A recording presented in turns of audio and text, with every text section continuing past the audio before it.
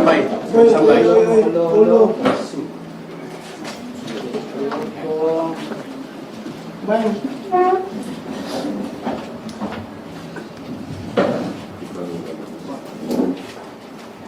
Kabay, kabay. Sandali lang. Hindi pwede na yung pa natin. Ligo. Tagalog pala ta. Dapat Pareho pala ta. Oy. Yan. So, okay na tayo? Okay. Okay. Assalamualaikum warahmatullahi wabarakatuh. I am Attorney Israelito Piturion.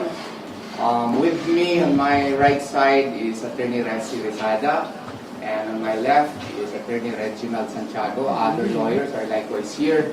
But since this is a makeshift press conference, we could have prepared a bigger table, no? But Ateneo refused, no? For obvious reasons. We are here to read a statement or in behalf of the families of Rene Coulert Bobet Batarbonia and the late Chukwuemeka Divine Adili. Okay, and the sequence of this press conference would be that I will read the statement, the press statement, and then afterwards you can ask me questions.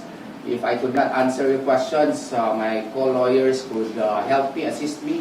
We also have Attorney Yula Arias with us and Attorney Ian Clark, Imbalsado with us here this afternoon.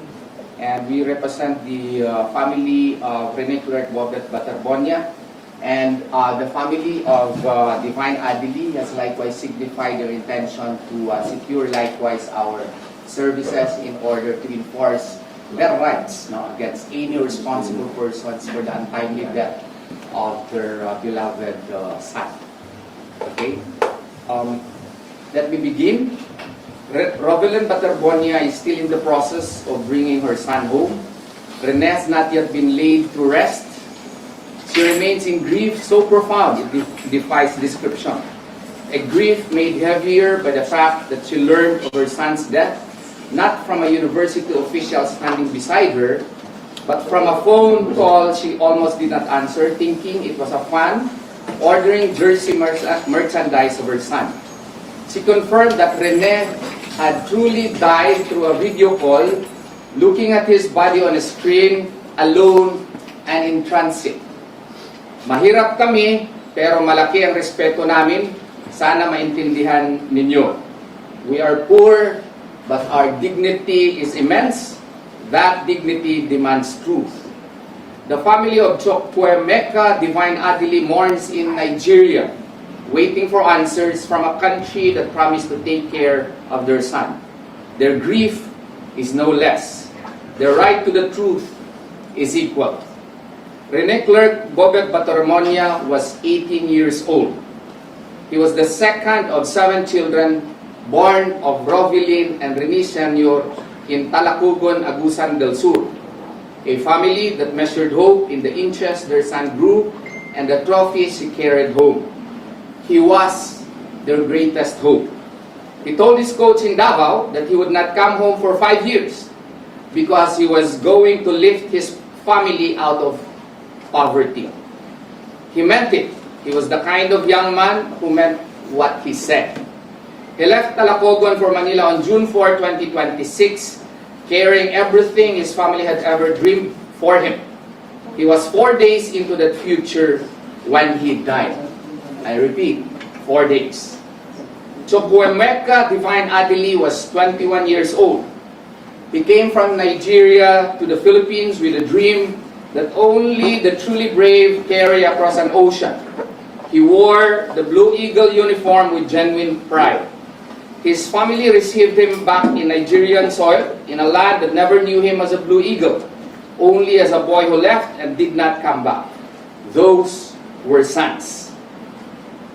On Coach Baldwin's video statement, we acknowledge the same. We acknowledge Coach Baldwin's appearance and the sincerity of his grief. But grief is not accountability. What he expressed was remorse. What he did not provide were answers. He did not explain who decided to conduct the activity in the location where it was conducted. He did not explain what safety precautions were taken or not taken. He did not explain the sequence of events from 2:30 in the afternoon to the moment emergency services were called. He did not account for why the team was positioned away from the resort's lifeguard protected area, why resort management's warnings were disregarded, or why no water safety personnel were deployed. According to him, we did everything we could, he said. With respect, that is not what the facts show. And an apology offered to a camera without a full account of what happened is institutional crisis management in human language. The families need more than sorrow. They need the truth. For days after the deaths of Rene and Divine, Ateneo communicated through statements that its own faculty and educators publicly described as, and I quote, nameless, faceless, and sterile. The institution's silence was a choice. And when the primary source of information goes quiet, speculation fills the void. And it did. From social media to press conferences of third parties to accounts of former players describing years of Aurora training they called deadly. The truth about June 8, 2026 lies within Ateneo's walls. It lives in the accounts of the coaches and players who were there. It lives in the resort logs, the phone records, the institutional documents. Ateneo has always been the most important source of information in this case. It remains so. No government investigation, however thorough, can substitute for what only Ateneo and its people can tell us. What the families are asking for, and we will tell you this afternoon. Number one, a human face, not a press release. A designated named person whose sole responsibility is to communicate with both families, to answer their questions, keep them informed, and ensure that they are never again left in the dark about proceedings concerning their sons. Second, let the players and coaches speak. The young men and the coaches who were in the water that day, who witnessed everything, deserve the institutional guarantee that they may speak freely and completely. To investigators, to families, to the public, without fear of consequences to their scholarships, the roster positions, or their standing in the program. Number three, a full account, a point-by-point chronological account of everything that happened during the Aurora stay. Every activity, every instruction, every warning received, every precaution taken or not taken from the coaches and players who lived it. Number four, formal acknowledgement of institutional responsibility.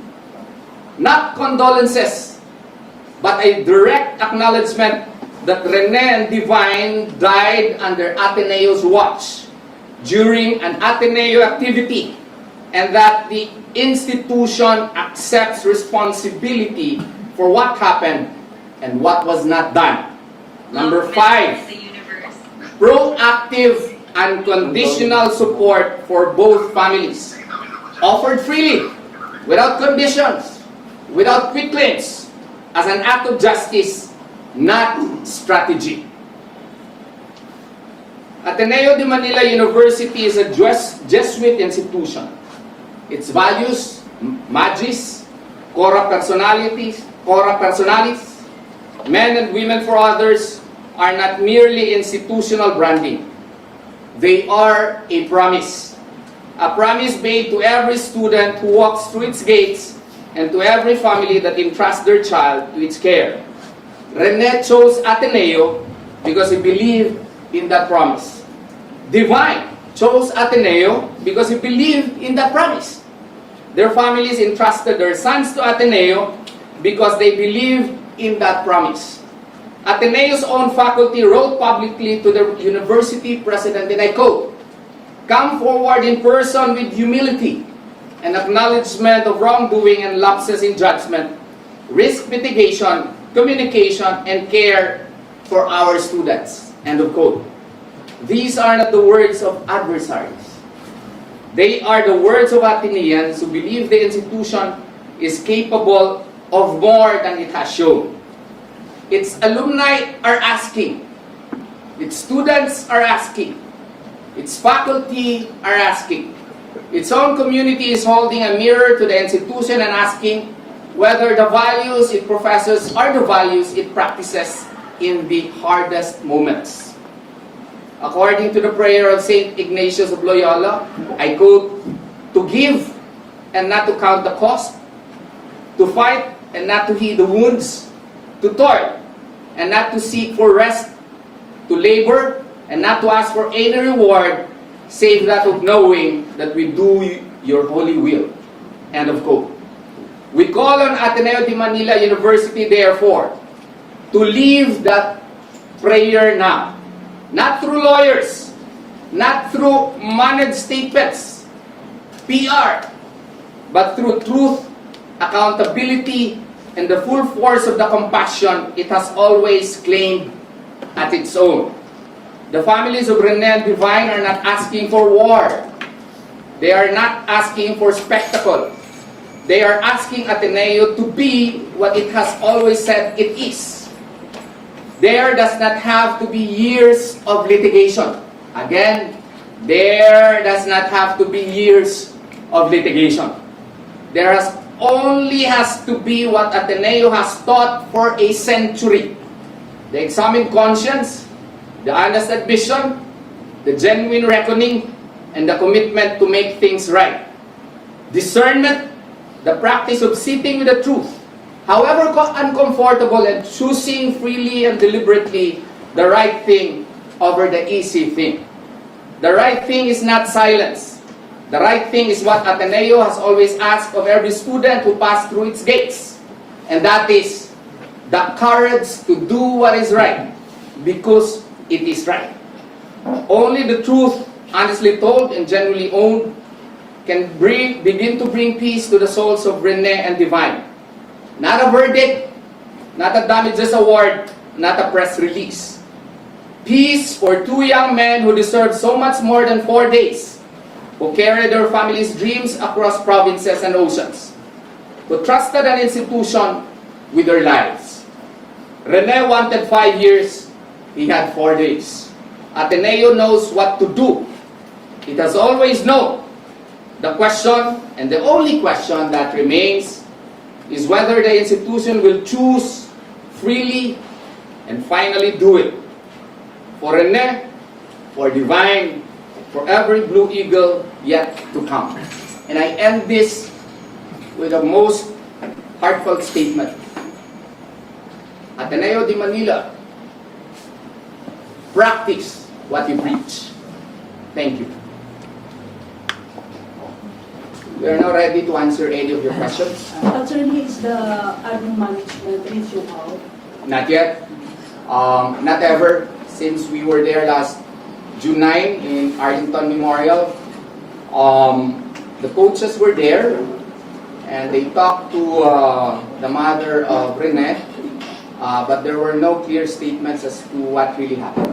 Even feelers? Feelers, I cannot define what feelers mean, but feelers for settlement, you mean? None yet. Or is the family open for any settlement?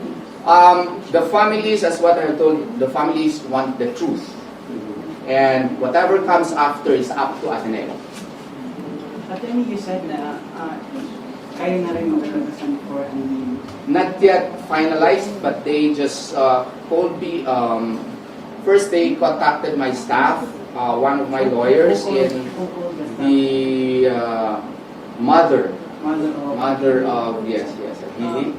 And this afternoon, another lawyer of ours was likewise contacted, but we have yet to finalize the agreement.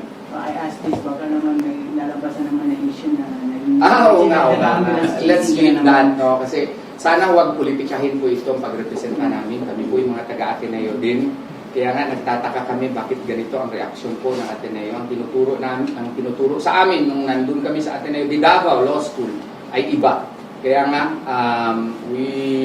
somebody approached me, no, a relative of the victim, two as a matter of fact, no, and then there were other likewise persons who called me. Yung mga messages sa Facebook, ang dami, pero ang importante dun yung member ng family. I responded. I contacted what you call this Governor King because I could not contact at that time the mother kasi nagbabiyahe na pala papuntang Davao.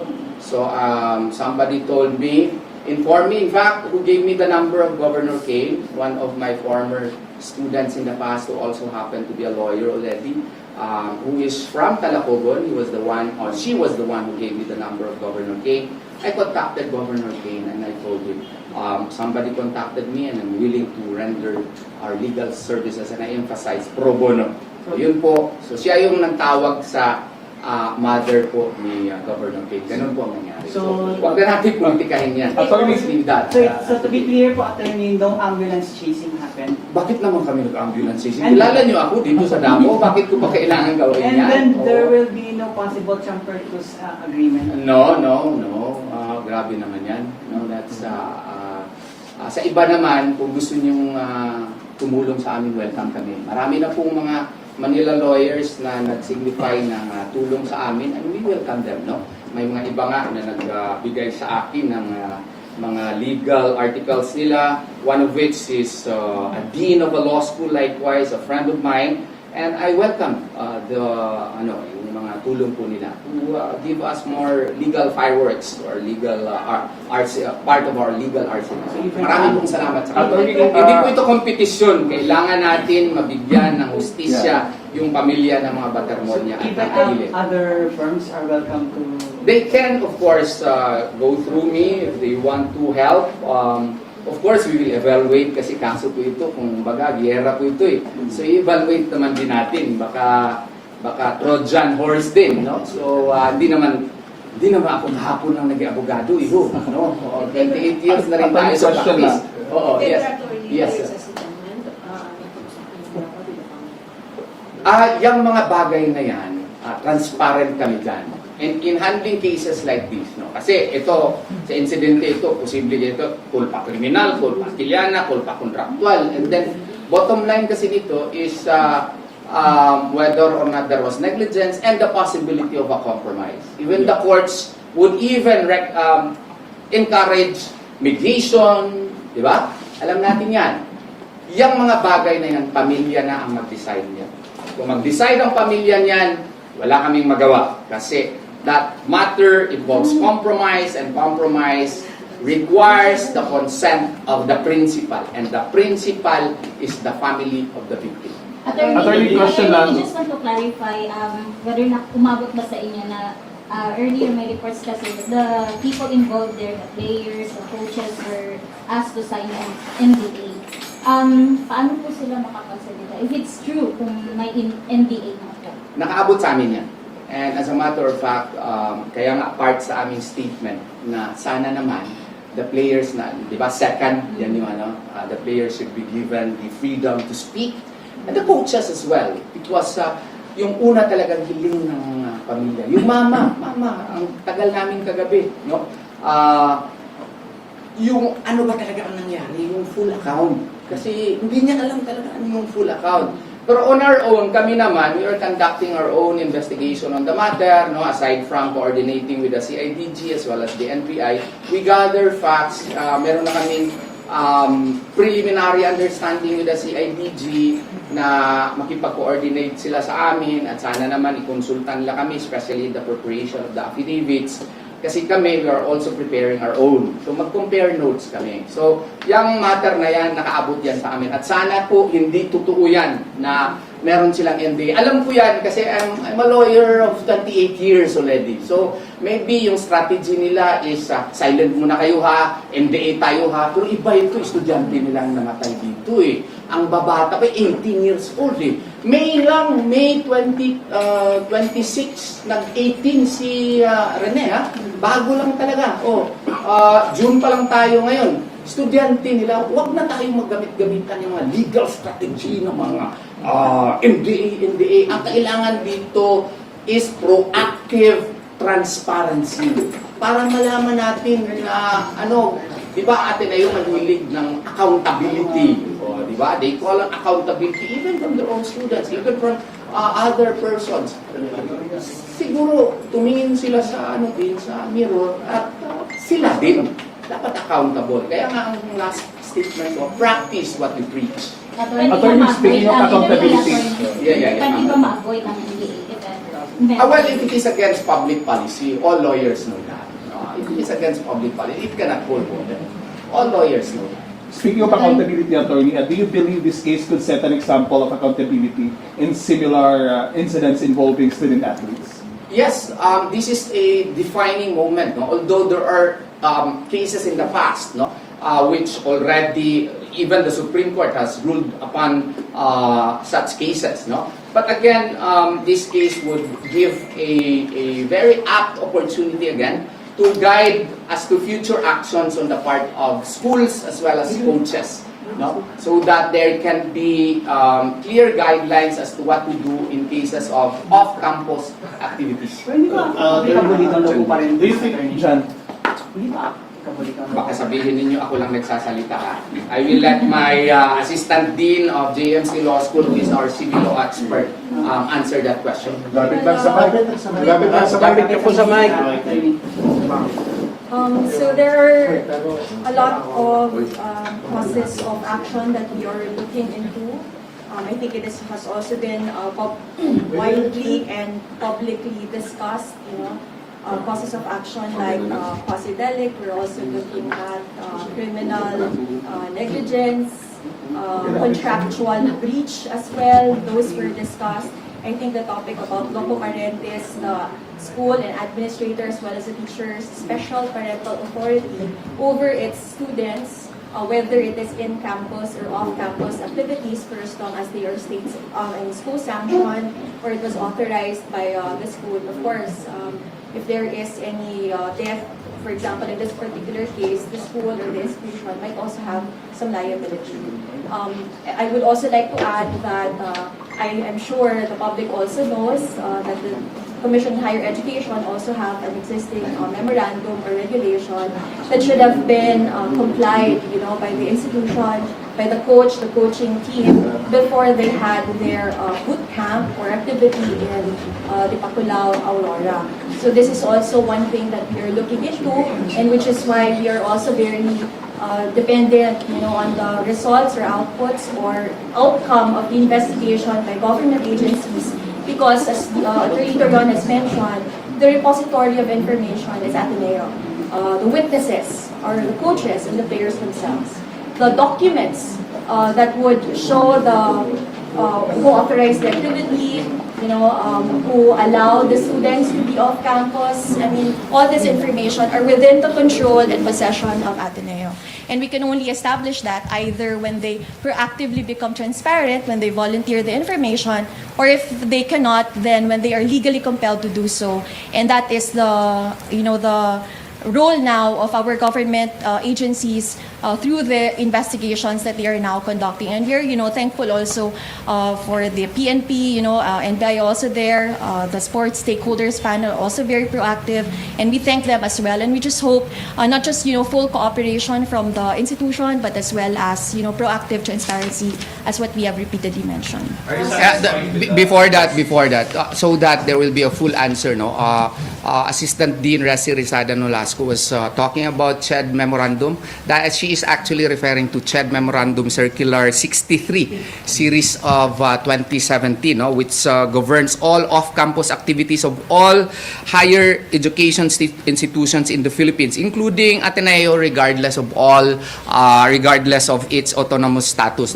There must be a prior written approval from authorized school officials. Second, there must be a designated supervisor with specific safety responsibilities.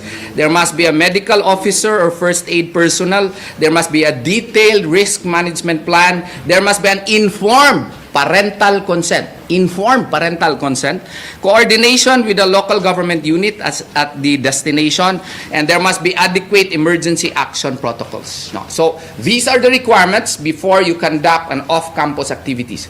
As to whether or not Ateneo de Manila complied with this, that is for Ateneo de Manila to answer. Yes, yes. Ano lang, 2 questions lang. Can you walk us through kailan yung official ano nyo as the legal representatives of the Baterbonia family? And second, may copy na po ba sila ng autopsy ni Bongo? Okay.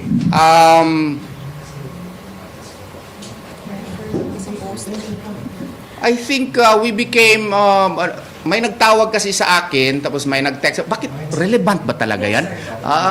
May nagtawag sa akin, tapos may mga nag-text sa akin, tapos mga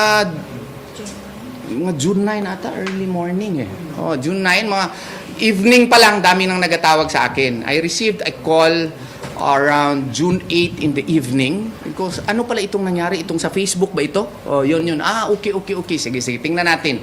Tapos, we were able to connect with the Baterbonia family when they arrived in Manila already.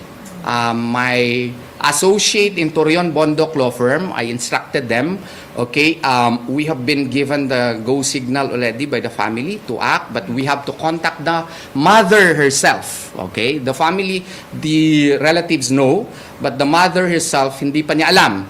Kasi at that time, nagbabiyahe na and she was in a state of shock, okay? So, doon sila nagkita sa Arlington Memorial, mga hapon ata yun, nung pagdating ng body, doon na sila nagkita ng aking associate sa Torion Bondoc Law Firm. That is Attorney Jersey, ano nga ba apelyido ni Jersey? Rondes Layog. Rondes Layog. Okay, the former ng office manager namin sa Torion Bondoc Law Firm. And then the SPA was signed in the afternoon on June 9, and all letters authorizing us to act were signed in the afternoon of June 9. So officially June 9. Yes, officially June 9. And then as to the autopsy, yes, we received the autopsy from the NBI. Of course, there are, it does not necessarily mean that we are in agreement with the findings, okay? But we received it, I think, June, it's with, Jabo Silahe, my other associate, Attorney Silahe. He received it June 10 siguro ng hapon, mga hapon ata. Ano na ba tayo ngayon? June 13. I'm not sure with the dates. Pero na-receive namin yun. Nandun ako, I instructed Attorney Selahi, i-receive nyo. We deserve to have a copy. I took picture pala. Andito. Alam na lang, nakita na rin ng parents. Yes, at pina-interpret namin, we have a, volunteer din ha, hindi taga Torion Law Firm, former student ko na doctor attorney na matalino. Tapos interpret ko sa kanya, and yung interpretation amin na lang yun. Okay?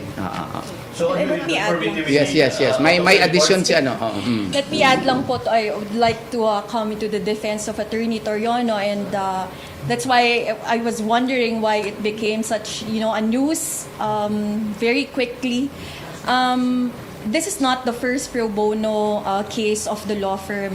Knowing Attorney Torion for almost 10 years now, he has always helped a lot of people. I mean, the associates of the firm, there's like how many of us? 15, 16 of us. Many of us are actually even, worked so hard 24/7, whether it is a paying client or a pro bono client. And if you know Attorney Torion, even if wala ka pong ikabayad, he would accept you and ask you anong maitulong ko, and then he would ask us to help him also help the client.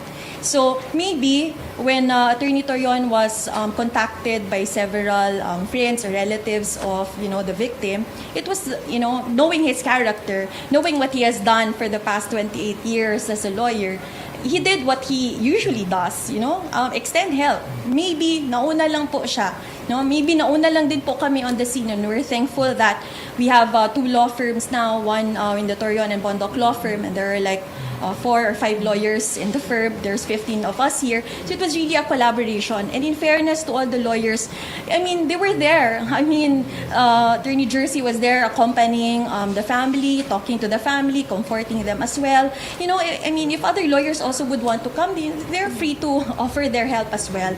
And I even said, you know, if this is an issue, maybe other lawyers would want to come in. But we don't want that. I mean, for as long as there's something, any service that we could extend to the family, whether legal, whether it be, you know, the mere presence of the lawyers being there, you know, at this important stage in time, it's very important for the family to be seen, to know that there are people who are supporting them. And as what the attorney has already mentioned, currently in the team, it's not just the members of the 2 law firms, but we have one actively helping us also, my former classmate in the law school. She's not from the firm, and the other one who is a lawyer and doctor as well.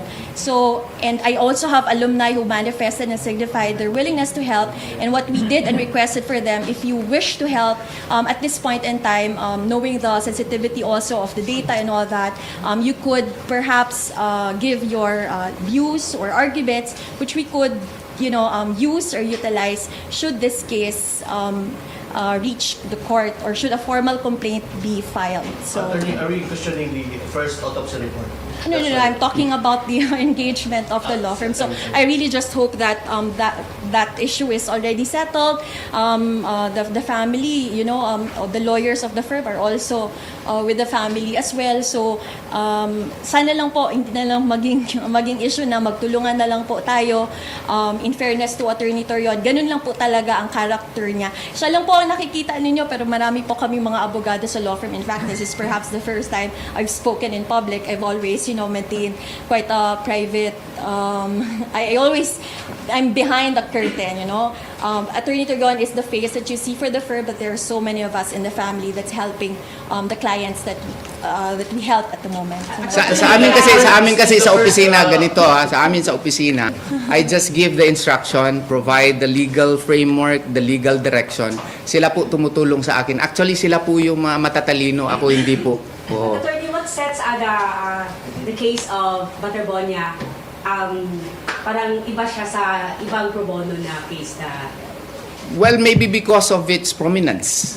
Pero yung kay Kapitan Bukol, ako rin yun ha. Ngayon ha. So, pro bono din yun. Oo. So, nilapitan ako ng pamilya, and what you call this, buti na lang wala ding issue nun, no?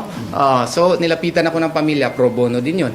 Dami kaming mga tinulungan na dito na mga murder cases din na pro bono. Kung hindi talaga makabayad, tinutulungan namin.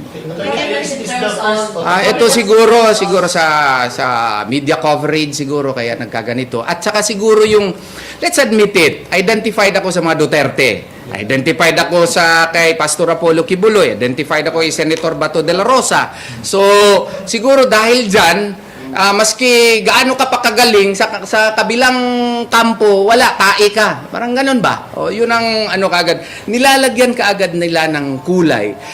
Iba naman ang issue dito, may namatay. Taga-Ateneo di Davao ako eh. Yung anak ko nga, taga-Ateneo di Davao, siya nga nagtawag, Dad, may nagtawag na ba sa iyo? Kasi kakilala namin yan, kasama namin yan sa Ateneo, yung anak ko. Nag-request akin, tulungan natin, Dad. Yung isa ring kuring anak na nasa Lasal na, Dad, can you help? I know him eh. Kasi nagkaabot pa kami sa Ateneo. Nasa Lasal na siya, tumawag din sa akin. Kasi I'm from Ateneo di Davao, and all of you know, taga Davao naman siguro ako. So kung mayroong siguro dito, hindi siguro ipagkakaila na appear yung pangalan ko, Attorney Torion. Kasi, di ba tagal naman din ako sa Davao, no? Meron naman din tayong name konti. Yes sir. Ano yung in-doubt ba tayo doon sa first autopsy report? Actually, doctor? No. I would like to state, hindi po kami nag-hire. Meron kaming resident doctor na kasama namin volunteer. Okay? Na estudyante ko dati sa Ateneo de Davao, ngayon lawyer na yun, doctor lawyer siya. Siya yung tumutulong sa amin pag-interpret. Okay? Kasi Aaminin ko, abogado ako, 28 years na, pero yung mga medical terms, hindi ko masyado kabisado. Pwede nating i-research, pero kinakailangan natin yung expert opinion talaga. So naghihingi kami ng expert opinion on the matter. But if the result of the autopsy report will be contrary to what NBI has released, are we going to question this? No, not necessarily question. Maybe there are other options under the law. It's up to the family to decide as to whether or not to avail of those options under the law. Sir, attorney. Yes, ma'am. May ano kasi news circulating that the family is seeking for another independent autopsy. We will confer that with the family and we will confirm kung totoo yan. Right naman nila yun eh. So kung totoo yun, right nila yun, and they might avail of that. But I'm not confirming it yet. Since kiliping na siya sa 24, attorney, saan na tayo ngayon? Ganito, no? Ang mangyayari is sa Monday, pupunta na siya sa Agusan. Tapos, 7 days siya doon. Nag-assign na ako kasi nag-request din yung family na baka pwede may lawyer din kaming i-assign doon. I'm asking kasi sa kami sa law firm 17 kami. So kung plus kaming dalawa kasi 15 yung associates, kaming dalawa, so 17 kami. So magkuha kami baka si Attorney Reginald Santiago itong Bartap Natcher namin ang ipapunta namin doon, no. Rotation kami doon nandun, no. Why is that needed? Because we still have to secure statements. As a matter of fact, last night, mga 11 o'clock na ako na kinukuna namin mga statements. Kasi hindi kami masyado makatrabaho sa Manila. Ang daming mga bisita. Tapos, we're taking advantage of the time here in Davao. And then, secure all statements. And then, sa sa Agusan. So, kailangan may resident lawyers din kami nandun para to get all statements na available. Attorney, so far, ano yung mga na-receive na assistance ng family from Ateneo? Arlington Memorial, I think, was paid. No? To be fair talaga, to be objective, I think Arlington Memorial was paid for by, by Ateneo. And condolences, flowers, and Financial wala. siguro mas mabuti siguro yung kliyente ang mag-confirm kasi may mga mayroon ding instances kasi wala ako doon, mga associates ko lang nandun, so hindi ko alam yung iba pa. So what will happen, attorney, if Coach David has come? Well, we will do whatever is necessary, legally. We are coordinating with the CIDG, and if the evidence warrants, we file cases. Attorney, follow up dun sa statement you mentioned na you're gathering statement. Kasama na yung family sa nakuha niyo? Of course. Yes, ma'am. Attorney, may nag-release ng statement ang I don't know if it's an ex-wife or wife of Yes. Baldwin. Actually, kaya natagalan ako. Minonitor ko yun kasi importante yun sa aming kaso. So, I don't know. I have yet to check the veracity of it. Hindi naman po pwede na i-accept natin yan hook, line, and sinker. Kaso ito gira ito. Iba yung chismis, iba yung marites, iba yung acceptable in court. So kaya nga medyo natagalan ako kasi I received that info. So I had to listen to it and we will verify if that will stand in court. Of course, we will utilize it, but subject for verification. So are you going to, let's say, get her affidavit to fortify your legal That is position? too early yet. We do not know her as a matter of fact. We have to verify and then we will vet.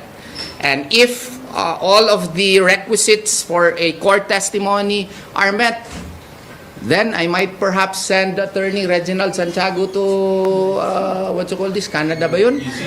New Zealand to secure his affidavit or perhaps communicate via internet and then require her to have it apostilled and do the necessary thing in order for it to be legally admissible in the Philippines. But totoo yung sinasabi niya sa statement niya na I have to be honest with you. If it is true, it is very useful for us. Yes, ma'am. The House is going to conduct a motu proprio inquiry into the fatal incident. Any comment on that? Well, that is good. That is a welcome development also. But I hope the Senate will so conduct likewise. No, not because we trust the Senate more, but mas maganda kasi yung sa Senado kasi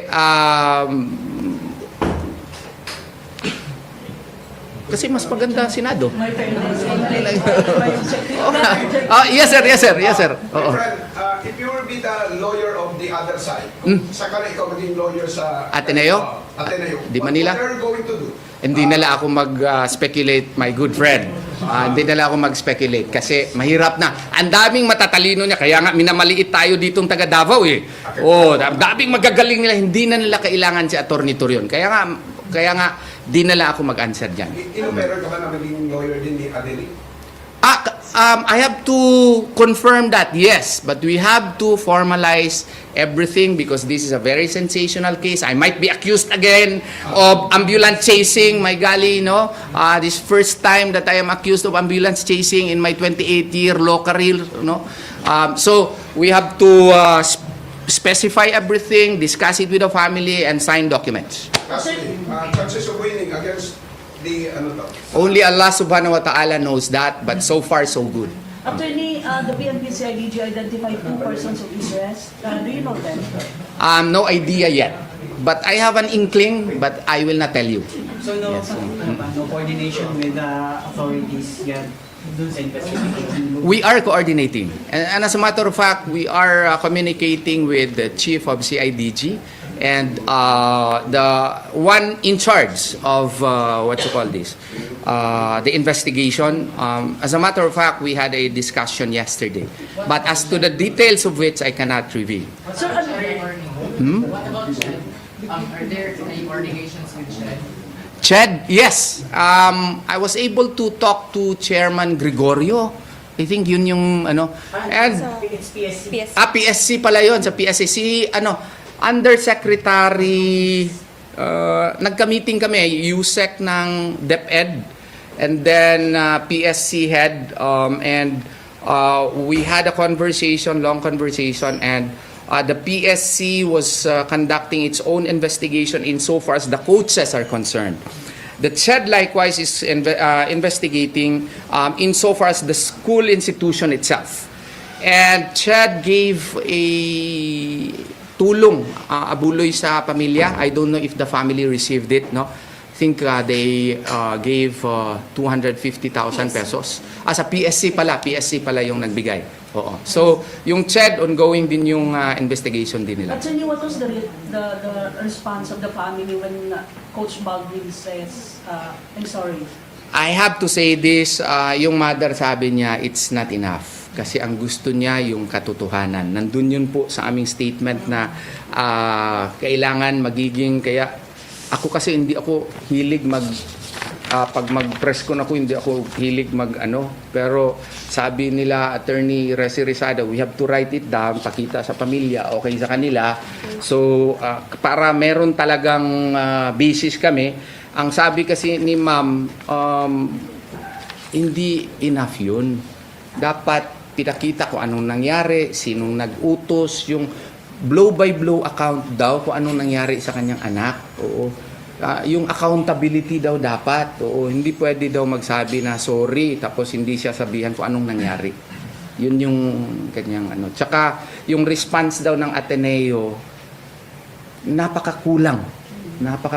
Yung wala ang nag-inform sa kanya, yung coach pa daw na nasa abroad, hapon na, tapos hindi kumpleto, parang 10 seconds lang, very sorry, nalunod si Rene, yun lang. Tapos wala nang tawag for more than 8 hours. Oo.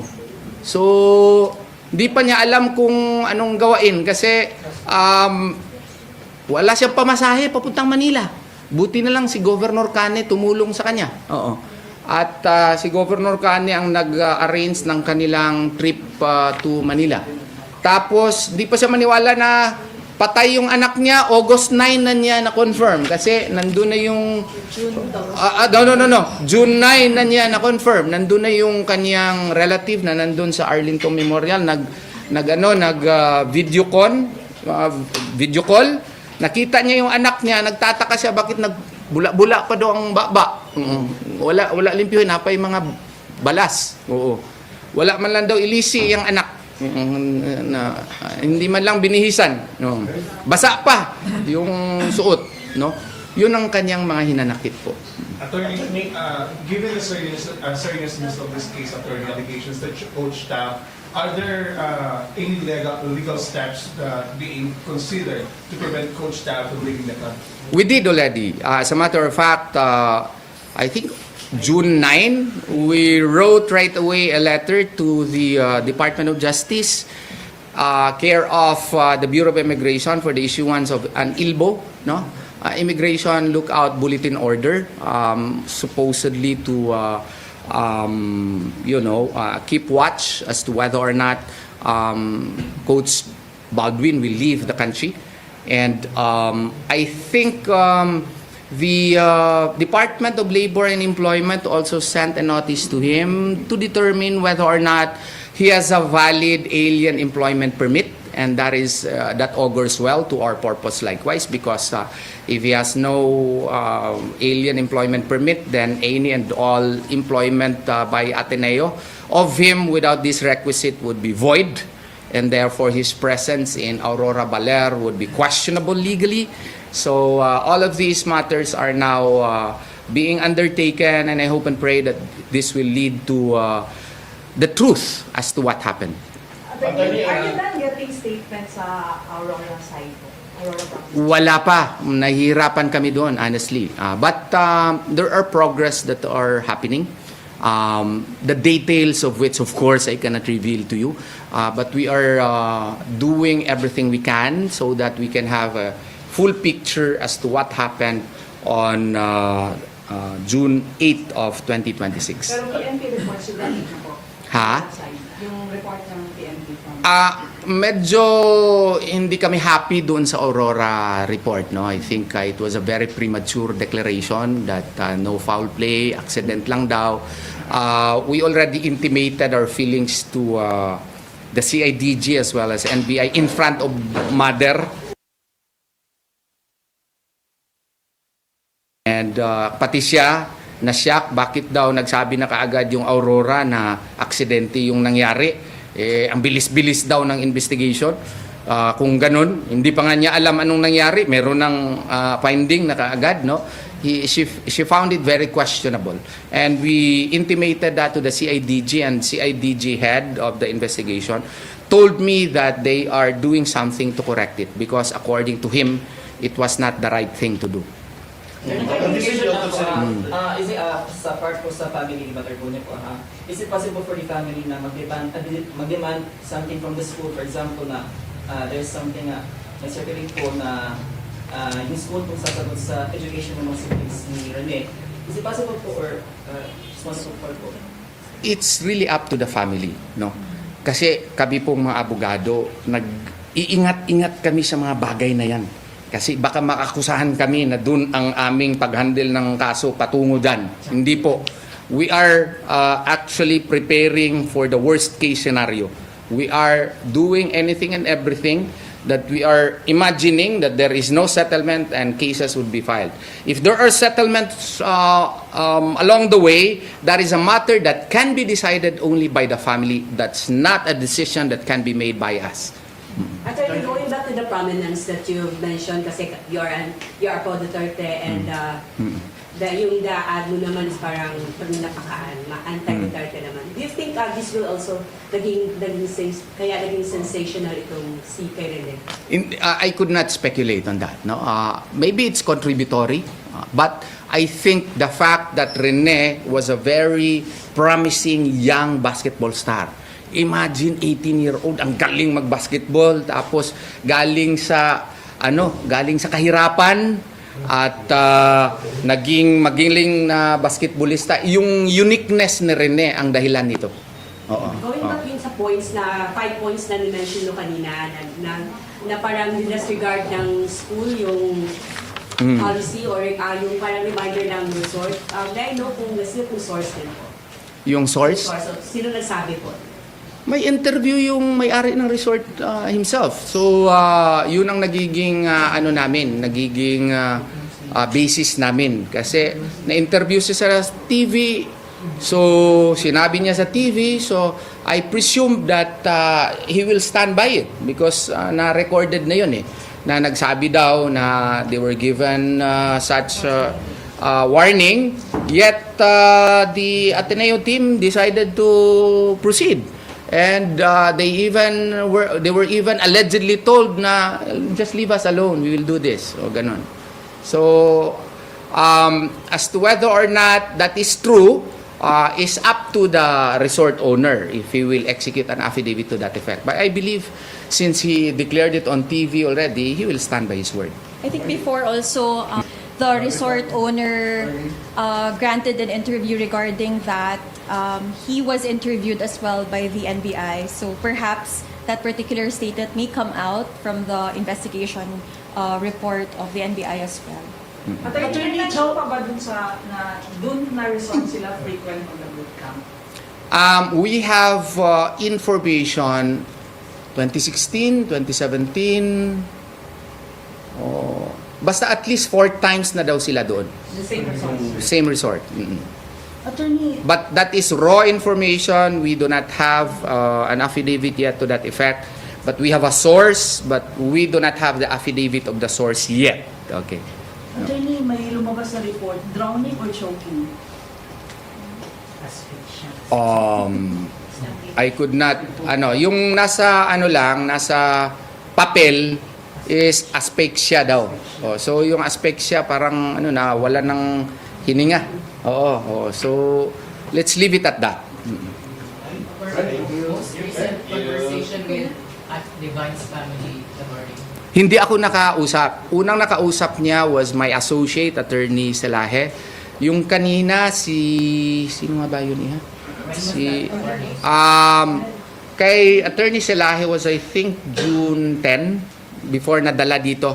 Yung yes, mother niya ang kausap. And then, kaninang hapon, tumawag nandito sa aming group chat And you mentioned, attorney, that wala pa kayong finalized na agreement but you're gonna stand on behalf of the family. For Baterbonia muna. Oo, kay Adile hindi pa pwede. Oo. 2:30 siguro. Sino? Ayun yun, 2:30 more or less the uncle of Divine from Nigeria just called me, meaning Attorney Selaje, kasi sila yung nakapag-usap sa originally last June 10 So kanina, the family wants us to represent them as well, but I will still speak to the father right now through call. The uncle told me that the parents are very distraught right now.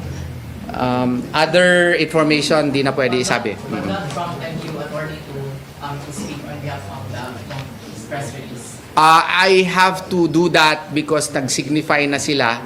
So, in effect, only the formalities have to be done.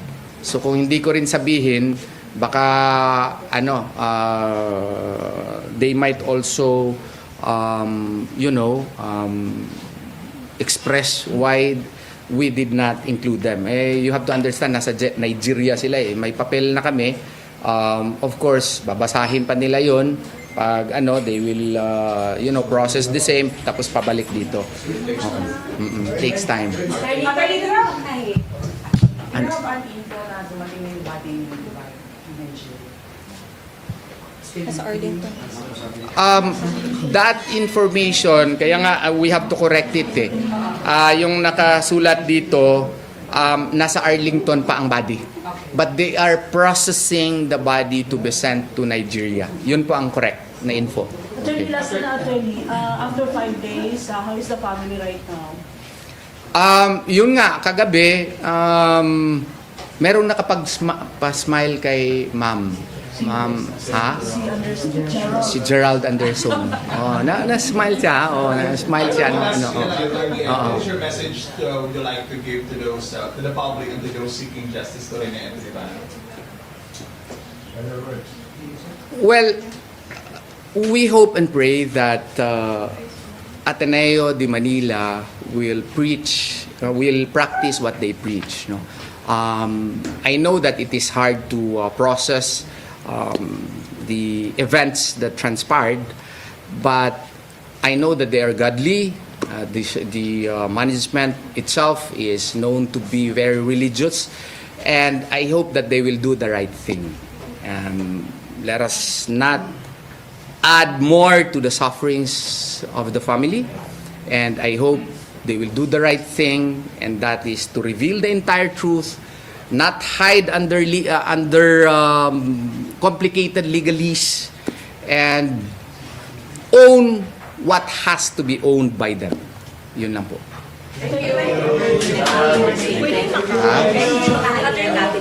Okay. Yan. Okay. Sige. Yan na. Attorney, follow up lang ako. How would the House attorney answer your more argument or help substantiate your claims?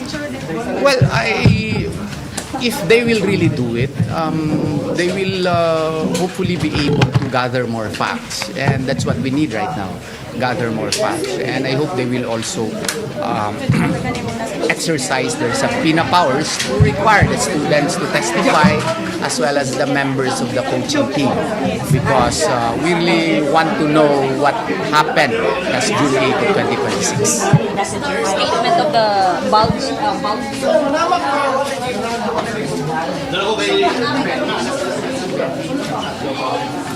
Isang oras may good, no?